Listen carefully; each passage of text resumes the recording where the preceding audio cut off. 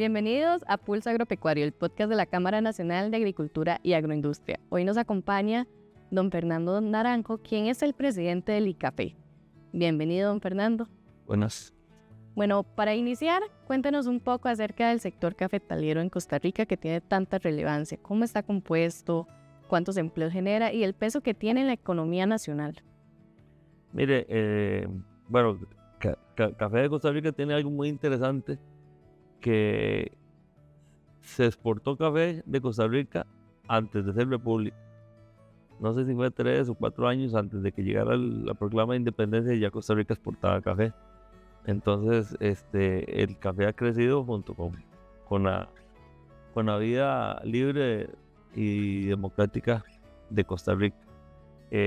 Actualmente hay 47 cantones que producimos café, y de esos 47 generamos alrededor de 100,000 empleos fijos, y en época de recolección aumentamos en razón de 42,000 personas más que son los recolectores. Don Fernando, usted mencionaba sobre las exportaciones. La primera exportación, imagínense, antes de que Costa Rica fuera democrática. ¿Cómo están hoy en día esas exportaciones?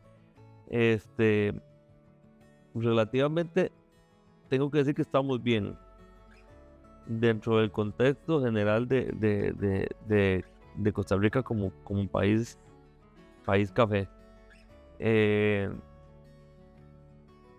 Porque Costa Rica dentro del contexto mundial no es ni el 1% de las exportaciones de café.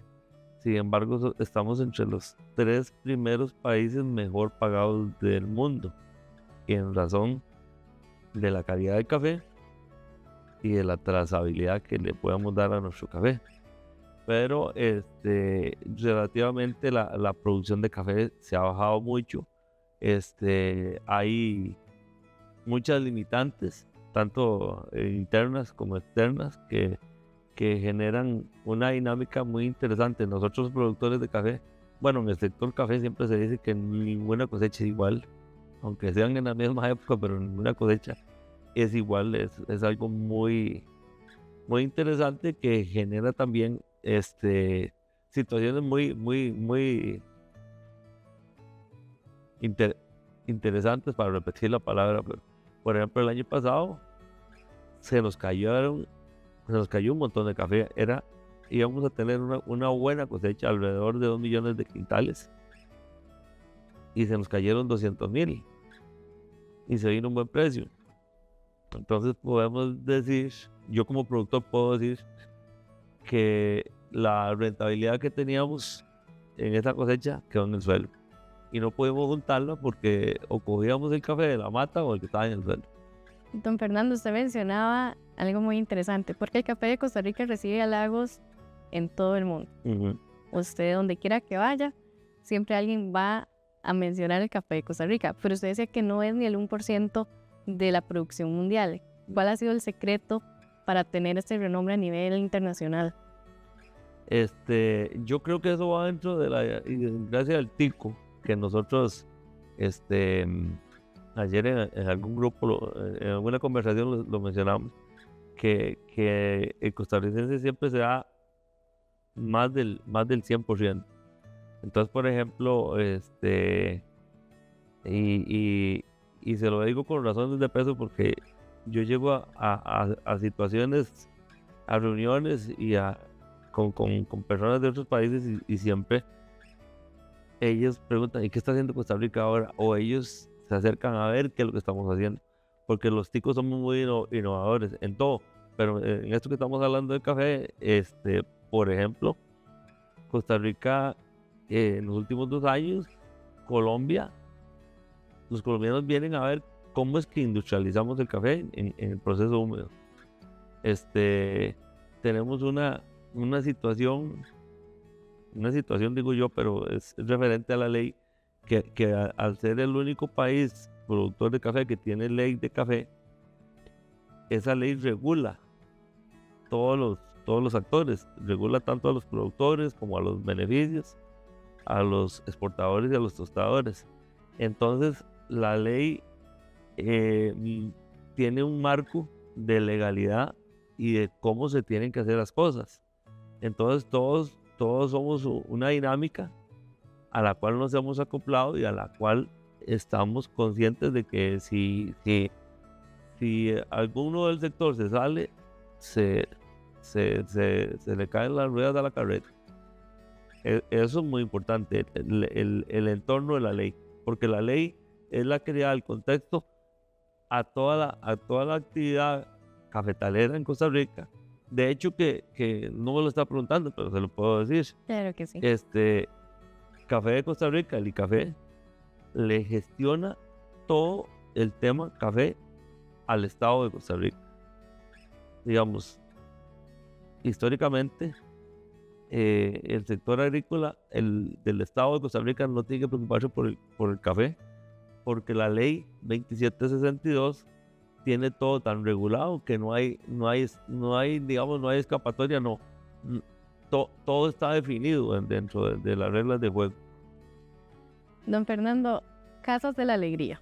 Yo quiero que usted nos hable un poco acerca de este proyecto que tienen el sector café y que es tan importante, ¿verdad? Porque tal vez no se le ha hecho tanta bulla, por decirlo de cierta manera, y esto tiene un gran peso dentro de todas las zonas rurales. Sofía, ve qué interesante, y me voy a ir de atrás para adelante. Claro que sí. Le hablaba de la ley 2762, que es la ley que regula el café. Pero en lo que le estaba diciendo, que de la dinámica que tenemos del sector café, se formó otra ley, que es la ley de FONASCAFE, que es el Fondo Nacional de Sostenibilidad Cafetalera. Es un hijo de café, pero más dirigido al sector productor. Entonces resulta que ese FONASCAFE tiene una ley aparte, tiene un consejo ejecutivo aparte y tiene una forma de recoger su presupuesto aparte. Y para ver, usted viene de zona cafetalera y se lo voy a explicar como una mata de café de dos ejes. El FONASCAFE tiene una parte financiera y una parte social. La parte financiera después se la explico porque es todo un tema, pero la parte social indica la ley que todo productor de café, de cada quintal o cada fanega de café que produzca, aporta $0.75 a un fondo. 0.75. Eso lo recogen los beneficios. Se los traspasan a FONASCAFE y FONASCAFE en esa parte social cubre un convenio de aseguramiento con la caja, una póliza de riesgos de trabajo con el INSS y las casas de la alegría. Entonces, por eso que tal vez voy de atrás para adelante, porque decir casas... Hay que entender bien todo. Hay que entenderlo, sí, exactamente. Entonces, FONASCAFE tiene un convenio con la caja y con el Ministerio de Trabajo, donde se le da aseguramiento por salud y por maternidad a todos los recolectores de café, no importa si son panameños, costarricenses, nicaragüenses, haitianos, venezolanos, cualquier persona que llegue a coger café, llegue a la finca, si tiene un documento que lo identifique, sin estar hablando de la forma en que entró al país, sino la forma en que nos está ayudando, entonces el sistema de FONASCAFE le garantiza a esa persona aseguramiento, le garantiza una póliza de riesgos del trabajo, y en algunas partes del país que ya está más desarrollado, que eso empezó, las casas de la alegría empezaron de la frontera para acá, y ya vamos por el Valle Occidental. Por ejemplo, yo soy de Tarrazú, en Tarrazú, solo con Tarrazú tiene, si no me equivoco, 39 casas de la alegría. Entonces, ¿en qué consisten las casas de la alegría? Las casas de la alegría son albergues para los niños de los recolectores de café. Entonces resulta que los recolectores de café, con fondos nuestros, le estamos dando salud, le estamos dando póliza, y también hay unos albergues donde se les da alimentación, donde se les da cuidado, se les da salud, y también se les da un poquitico de nutrición. Y y se lo digo porque es muy interesante. Hay niños, al menos en una que tiene completa razón, una de las más grandes, que los chiquitos no quieren irse a los albergues donde duermen con los papás, porque dice que si se van, no tienen las 3 comidas del día. Ellos mismos. Y es duro, ¿verdad? Sí, entonces ellos quieren quedarse de 6 a 6. Porque ahí ya les digo, les dan comida, tienen un play, tienen camas. Si son niños de brazos, ahí hay personas que les dan todo. Inclusive a las personas indígenas que vienen de Panamá, los Nove, ellos tienen por costumbre no acostar a los niños en camas ni en cunas, sino que los guindan de un bolso. Y en esas casas de la alegría les tienen unos tubos donde las mamás llevan Para respetar la cultura. para respetar la cultura. Y es algo muy interesante porque ahí van niños de 0 a 12 años. Porque después de 12 años la legislación ya permite que un niño de esa edad pueda ir a recolectar café bajo la supervisión de sus papás. Pero de 0 a 12 se cubren todos. Entonces los niños están deseando que sea de mañana para irse a esos lugares. Pero también hay que resaltar algo importante. Bueno, se cubre con dinero de los productores, pero también el Estado tiene su parte responsable ahí. El IMAS cubre los salarios de esas personas que están cuidando. El IMAS, hay toda una dinámica, un proceso y un presupuesto. Entonces a cada casa de la alegría le asignan un presupuesto para pagar el salario de esas personas. Hay cocineras, hay muchachas que limpian, que se dedican a limpiar, otras que se dedican solo a cuidar bebés, a jugar con los niños, a cocinarles, y eventualmente la Caja Costarricense de Seguro Social llega con unidades, con ambulancias, porque es más fácil para el Estado llegar a donde están todos los niños ahí y curarlos ahí que andarlos buscando en los cafetales. Don Fernando, usted mencionaba, bueno, panameños, nicaragüenses y costarricenses. ¿Cómo está actualmente la mano de obra? Porque siempre uno ve anuncios, ¿verdad? Cuando es temporada de café, que se busca mano de obra, que se está cayendo el café porque no hay recolectores. Actualmente, ¿cómo es y qué tantos hay trabajadores nacionales como de otras países? El 90% del café de Costa Rica se recolecta con mano de obra extranjera. Hay una situación interesante cuando un tico y un panameño se pusieron de acuerdo y hicieron la frontera con Panamá. La hicieron en una línea recta, pero nunca se fijaron que estaban atravesando una comarca. Entonces resulta que esa comarca, la Nueva Uglé, quedó en la línea imaginaria de la colonia, partida a la mitad. Pero ahora con las ONGs y toda esta cuestión, se le ha venido dando visibilidad a esa comarca. Entonces los Nueve Uglé tienen binacionalidad.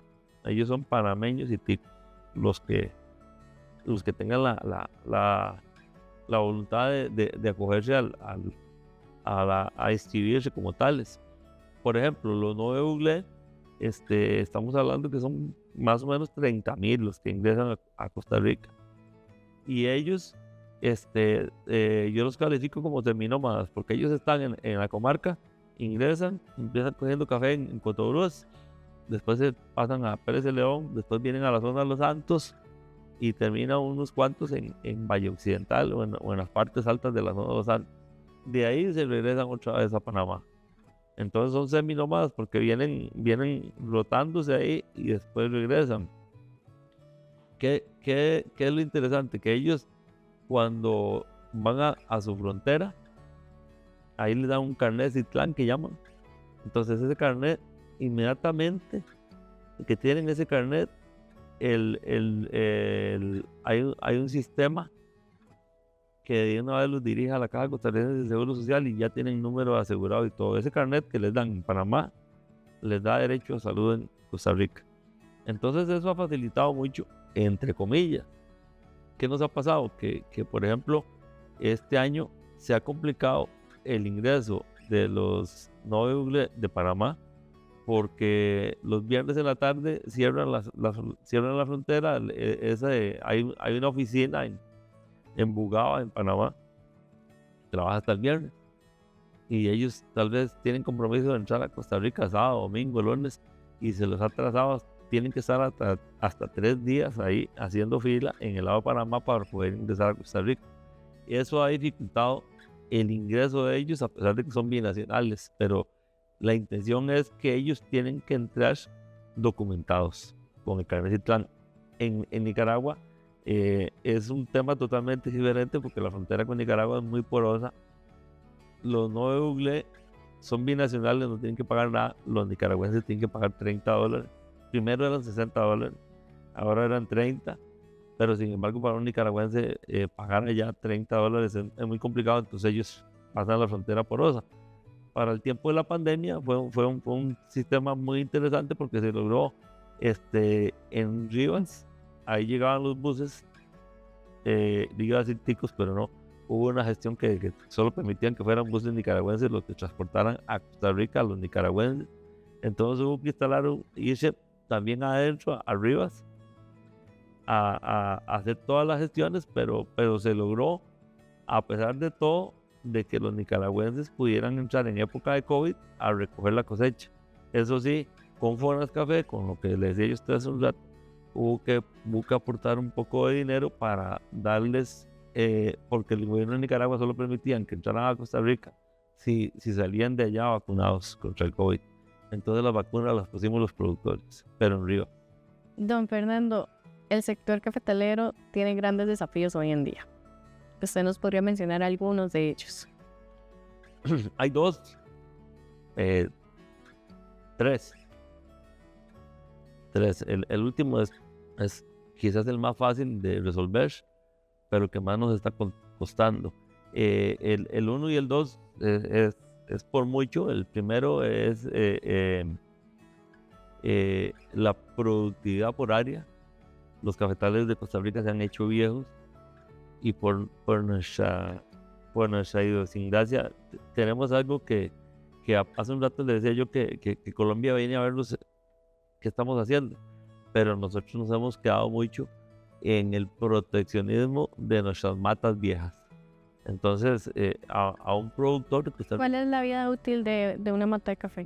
Una planta de café puede vivir 40 años produciendo, con un buen manejo, como lo están haciendo en Honduras, que están haciendo un manejo muy interesante y excelente de esa planta para que siga produciendo en el tiempo. Pero los ticos nos hemos quedado con, no sé ni cómo decirlo, pero tanto en Honduras como en Colombia llega un momento que la institucionalidad le dice corte y tome, siembre. En Honduras ahora hay un proyecto de, no sé si son 100 millones de plantas que le regala el gobierno a los productores. Entonces nosotros hemos tenido un pequeñísimo problema nada más. Y yo les decía hace un rato que la rentabilidad de la cosecha del año pasado, que era una super cosecha, se nos quedó en el suelo. Esa rentabilidad, esas 200,000 manegas que se cayeron, bien pudieron haber motivado al productor de café a hacer una renovación más intensa, pero se cayeron. Y tenemos una situación, ahora todo el mundo habla de buenos precios. Este año es buen precio, pero tenemos 19 años de malos precios. Entonces, si usted tiene un precio alto este año y 19 malos, a la hora de que usted hace una matemática muy sencilla y coge y suma todo eso y lo divide entre 20, usted no le dan los precios de rentabilidad. Uno puede ser eficiente en el cafetal, pero no necesariamente es que sea rentable. Ahora, se nos vinieron un montón de cosas ahí encima, que no vale la pena estar mencionándolas, pero hubo una cosa que nos afectó mucho, que fue el tipo de cambio. El tipo de cambio, el productor de café fue la persona en nuestro sector el que tuvo que asumir esa pérdida. Y en 2 años hemos perdido más de 30,000 colones por fanega, solo por tipo de cambio. Entonces, imagínense, se nos cayó el café por el clima, cambio climático. Dejamos de recibir dinero por el tipo de cambio. Y en un sistema de pesos y contrapesos, yo le puedo mostrar a usted se suponía que si el tipo de cambio estaba bajando, que iba a bajar toda la canasta básica de insumos y no bajó. Entonces nosotros seguimos pagando productos caros y recibimos menos colones por cada quintal exportable o vendido. Entonces la productividad es el primer tema. Se nos viene otra cosa muy interesante pegada a eso, que es el relevo generacional.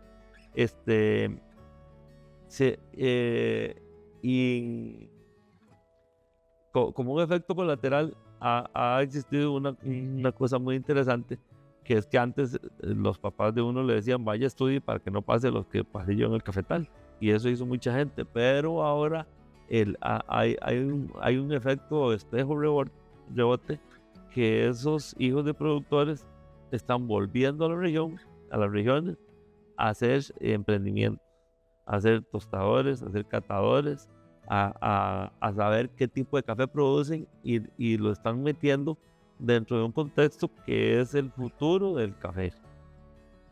El futuro del café es no vender sacos de café, sino vender paquetes de café listos como producto terminado.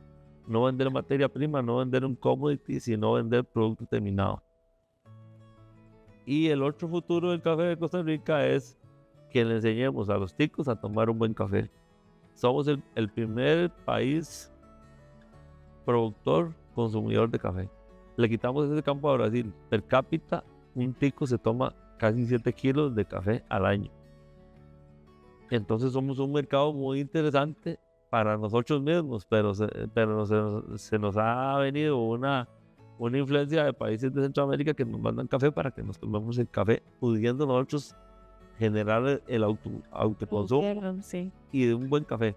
Entonces, la productividad por área y el relevo generacional, si nosotros logramos empatar eso, vamos a generar una nueva era en café de Costa Rica, porque evidentemente el café de Costa Rica se va a seguir exportando, pero tenemos que también calibrarle el paladar al costarricense para que aprenda a tomar buen café. Don Fernando, una pregunta acerca de Acuerdo Transpacífico y Alianza del Pacífico, porque son dos alianzas o adhesiones que está manejando el gobierno de Costa Rica y que el sector agro en muchos de sus sectores, ¿verdad?, ha dicho nos oponemos. ¿El café cuál es la posición que tiene acerca de ello? Yo quisiera decirle que estamos en contra.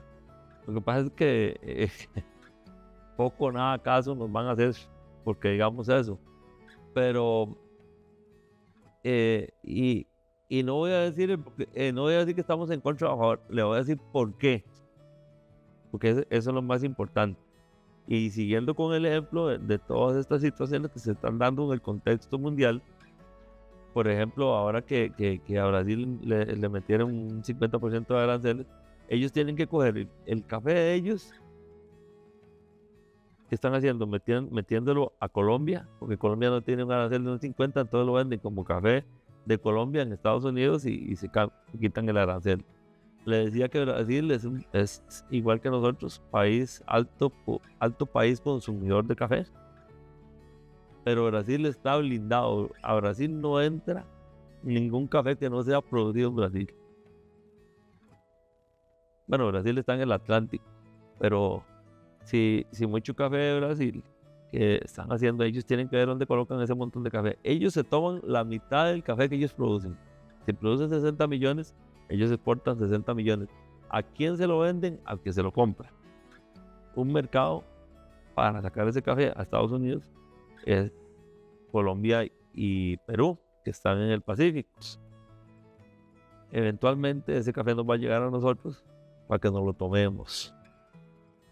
Y yo le decía a usted hace un rato que el futuro del café de Costa Rica es autoconsumo y relevo generacional. Puede provocar que podamos seguir siendo un país importante en el mundo a la hora de la calidad y de la trazabilidad que tenemos, porque eso es lo que ha provocado que Costa Rica sea un país de cero riesgo para la Unión Europea, que ahorita le comento eso. Pero el meollo del asunto es que si nosotros nos unimos a esos Transpacíficos y el otro que ya se me olvidó el nombre, Alianza del Pacífico. Alianza del Pacífico, Allá está también un país que produce mucho café, que es Vietnam, que también ha estado llegando café a Costa Rica para consumo, o que se trasiega. Ya en este mundo tan simplificado en el transporte, a nosotros, como somos un país tan interesante para consumir café, cualquiera quiere hacer negocios proveyendo café para el consumo nacional. Entonces, definitivamente nos va a afectar. Si nosotros fuéramos un poco, digamos, cerrados de frontera, que no dejáramos que ingrese café de otros países, pero para bien o para mal tenemos que recibir café para autoconsumo, porque el 90% del café de Costa Rica se exporta. Dato interesante, antes era 50 y 50, 50 se iba para Estados Unidos y 50 para Europa, pero con el pacto, con el EUDR, Costa Rica, 9 meses antes de que se venciera el plazo para el EUDR, Costa Rica exportó café libre de deforestación. Entonces Costa Rica es considerado para la EUDR, para el Pacto Europeo, como un país cero riesgo y un país más bien ejemplo para el resto de los países de Latinoamérica y de Mesoamérica para producir café libre de deforestación. Entonces, más bien, la ventaja que tenemos ahí es una ventaja muy importante, es que la cooperación española, la cooperación alemana y los países europeos en general están viendo a Costa Rica como un hub, como un backup de información para el resto de países, para que puedan entender, aunque claro, no estamos solos, y se lo puedo decir sin miedo a equivocarme, que por ejemplo Honduras y Colombia, ellos no es que están así con las manos arriba esperando que salga el sol y que se oculte, ¿no? Ellos también hacen sus gestiones. La ventaja que Costa Rica, con su trazabilidad y la ley, la trazabilidad que le da la ley, el empoderamiento que le da la ley, la gobernanza que le da la ley, hace que el café de Costa Rica sea 100% trazable. En esos otros países, ellos no tienen esa trazabilidad que tenemos nosotros, y es por la ley. La ley obliga literalmente a que el 80% de un contrato de café que se haga entre origen Costa Rica y destino Europa, Estados Unidos o Asia, el 80% de lo que llega a ese contrato tiene que llegar al productor por ley. En Costa Rica no está permitida la intermediación de café, como sí ocurre en todo el resto de los países. Entonces eso le ha dado la ventaja que tiene Costa Rica sobre todos los países, y la bendición que tuvimos de estar 9 meses adelante en una exportación a Europa libre de deforestación. Perfecto, don Fernando. Más bien, muchísimas gracias por acompañarnos en este episodio de Pulso Agropecuario. Gracias por informarnos y educarnos de cierta manera de muchos temas que no conocíamos acerca del café de Costa Rica. Muchas gracias, y tenerlo por seguro, hay otro montón de temas. Claro, sí. Esperamos abordarlos en algún momento. Claro que sí, cuando guste, estamos a la orden. Gracias por acompañarnos en Pulso Agropecuario, el podcast de la Cámara Nacional de Agricultura y Agroindustria.